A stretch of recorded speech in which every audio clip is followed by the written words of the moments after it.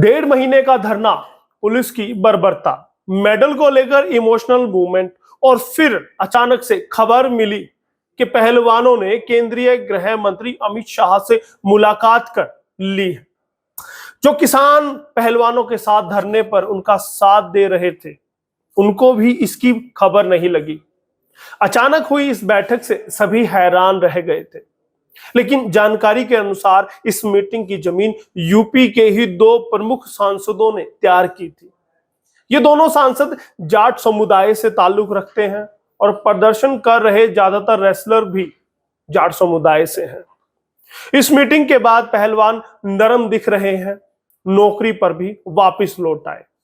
नमस्कार, स्वागत है आपका SNA में। भारत आज का वो शो जो खबरों का विश्लेषण करता है, स्पेशल न्यूज एनालाइज, इसीलिए हम उसे कहते हैं।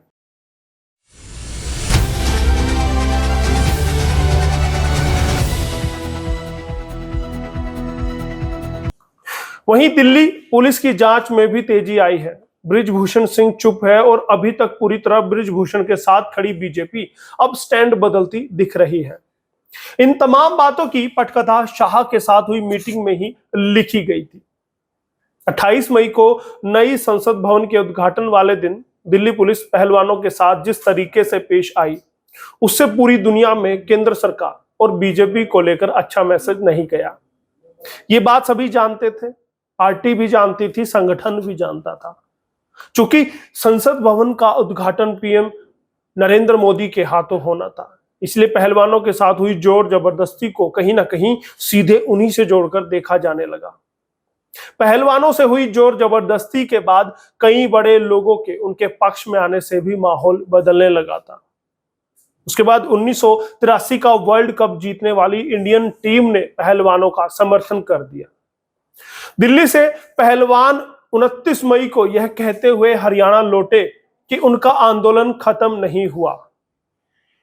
दिल्ली लौटने के अगले ही दिन 30 मई को साक्षी मलिक, विनेश फोगाट और बजरंग ने ऐलान किया कि वह अपने सारे मेडल गंगा नदी में बहा देंगे। यह बेहद इमोशनल मूव था।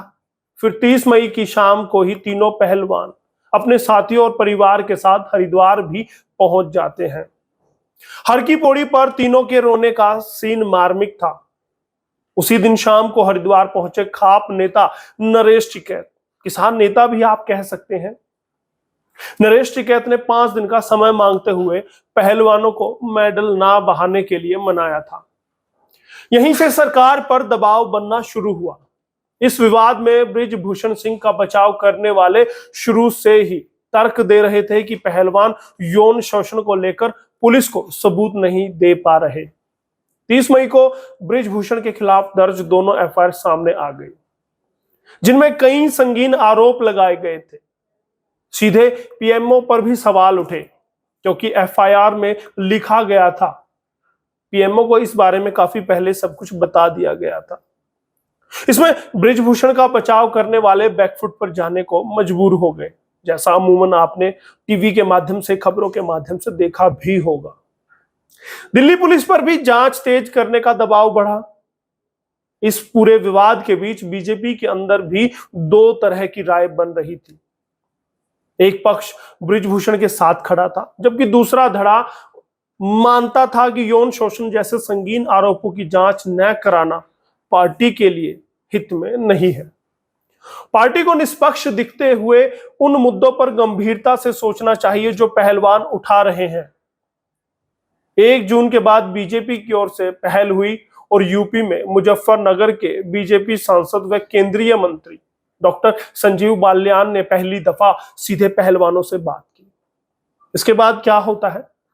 बालियान ने विनेश और बजरंग, साक्षी को भरोसा दिया कि उनकी मुलाकात केंद्र के एक शीर्ष नेता से कराई जाएगी। वो शीर्ष नेता कौन है? जी हाँ, गृह मंत्री अमित शाह से उनकी मुलाकात हुई, जो आपको और हमें पता है। मीडिया रिपोर्ट्स के अनुसार बागपत के बीजेपी सांसद सत्यपाल सिंह ने भी मध्यस्थता की भूमिका निभाई है। सत्यपाल सिंह मुंबई के पुलिस कमिश्नर रह चुके हैं और 2014 के लोकसभा चुनाव से पहले ही नौकरी से इस्तीफा देकर बीजेपी ज्वाइन करते हैं। पहलवानों की ओर से पॉजिटिव रिस्पांस मिलने के बाद संजीव बालियान और सत्यपाल सिंह ने उसकी जानकारी बीजेपी के केंद्रीय नेताओं को दी। उसके बाद पहलवानों से आगे संवाद शुरू हुआ।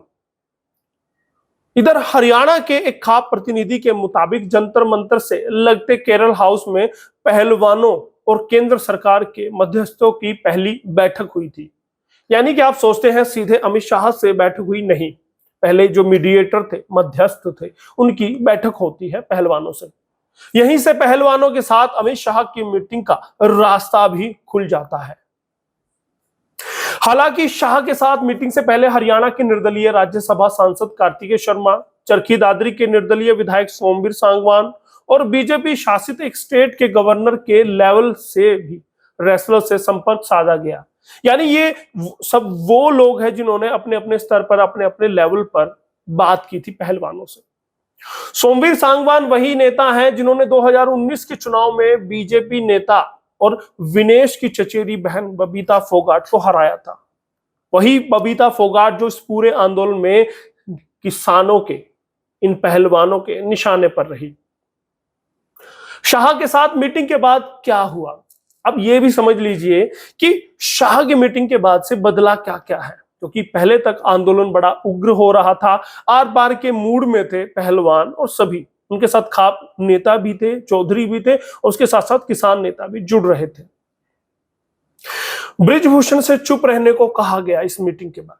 अयोध्या रैली कैंसिल कराई गई। बृजभूषण शुरू से ही उल जुलूल बयानबाजी कर विवाद को बढ़ा रहे थे।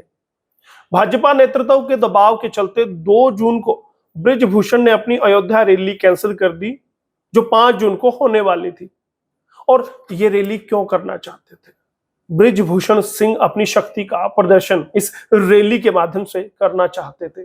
साधु संतों को बुलाया गया था, प्रभावशाली राजनेताओं को बुलाया गया था, लेकिन कैंसिल कर दिया गया। उसके अलावा क्या बदला? 5 जून को दिल्ली पुलिस की टीम बृजभूषण शरण के घर पहुंच जाती है। पुलिस ने पहले लखनऊ और फिर गोंडा में बृजभूषण के घर काम करने वाले लोगों के बयान दर्ज किए। इनमें उनका ड्राइवर, नौकर, बाकी कर्मचारी शामिल थे। पुलिस वहां से कुछ डॉक्यूमेंट्स भी लेकर लौटी है, जैसा कि रिपोर्ट्स के माध्यम से खबरें निकलकर छनकर आ रही हैं। इसके बाद क्या हुआ? पहलवानों ने ड्यूटी ज्वाइन की। 6 जून को विनेश फोगाट, बजरंग पूनिया, साक्षी मलिक ने अपनी अपनी ड्यूटी ज्वाइन कर ली। यानी कि अपनी ड्यूटी पर वो लौट गए। और ड्यूटी कौन सी? वो रेलवे में नौकरी करते हैं। लेकिन उन्होंने कहा कि इंसाफ की लड़ाई जारी रहेगी। गौर कीजिएगा, वो ड्यूटी पर लौट जाते हैं लेकिन कहते हैं कि इंसाफ की जो लड़ाई है उसे जारी रखा जाएगा। अब आप जानना चाहते होंगे कि 9 जून को जो जंतर मंतर पर धरना प्रदर्शन था, जो महापंचायत रखी गई थी, उसका क्या हुआ? जाहिर तौर पर जब पहलवान स्किप कर गए या अपनी नौकरियों पर लौट गए और अमित शाह से चोरी छुपे मीटिंग कर लेते हैं, चौधरियों को पता नहीं होता है, तो उसके बाद से पहलवानों की ड्यूटी ज्वाइन करने के बाद किसान यूनियन ने इस प्रोग्राम को रद्द करने में ही अपनी भलाई समझी। रेसलर्स के साथ बातचीत करके इस नए सिरे से तय करने की उन्होंने बात कही है। लेकिन अब क्या होना है आप भी समझते हैं, हम भी समझते हैं। खेल मंत्री ने पहलवानों से मीटिंग की है। अब उसके बाद हुआ क्या कि मीटिंग हुई। खेल मंत्री अनुराग ठाकुर ने बजरंग पूनिया, साक्षी मलिक से मीटिंग की, जिसमें तय हुआ कि 15 जून तक बृजभूषण के खिलाफ चार्जशीट कोर्ट में पेश कर दी जाएगी। तब तक पहलवान कोई प्रदर्शन नहीं करेंगे। 30 जून तक रेसलर फेडरेशन ऑफ इंडिया के चुनाव हो जाएंगे। WFI में महिला अध्यक्ष की अगुवाई में इंटरनल कंप्लेंट कमेटी बनेगी। यानी अमित शाह से मीटिंग के बाद ये सब बदलाव आए हैं। अब ये आंदोलन किस दिशा में जाएगा, क्या उसका भविष्य रहेगा, ये हम नहीं कह सकते। लेकिन इससे जुड़ी जो भी अपडेट होगी हरियाणा आज आपको देता रहेगा, SNA आपको देता रहेगा। तो इसीलिए SNA के साथ बने रहिए। मैं आपका दोस्त यशपाल कंचन।